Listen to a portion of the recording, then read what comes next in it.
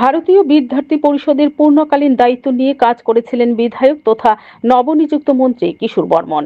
তিনি পশ্চিম বাংলার সহকারী সংগঠন মন্ত্রী হিসাবেও দায়িত্ব পালন করেছিলেন। 2023 সালে প্রথমবার নলছড় বিধানসভা নির্বাচনে দাঁড়িয়ে বিজয়ী হয়েছিলেন কিশোর বর্মন। নির্বাচনের 3 বছর পর অর্থাৎ আজ তিনি রাজ্য মন্ত্রিসভার শপথ বাক্য পাঠ করেন।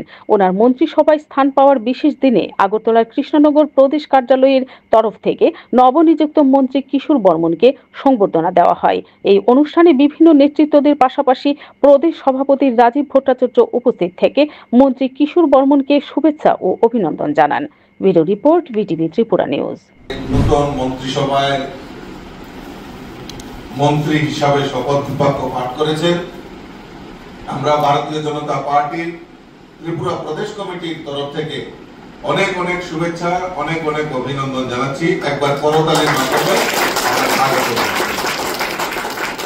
আজকে ওনাকে আমাদের রাজ্যের গভর্নর মাননীয় কিশোর বর্মনকে শপথ বাক্য পাঠের মাধ্যমে ওনাকে মন্ত্রিসভায় সামিল করেছেন। আমরা আবারও ওনাকে অসংখ্য ধন্যবাদ জানাচ্ছি। আমরা ওনার সফলতা কামনা করছি।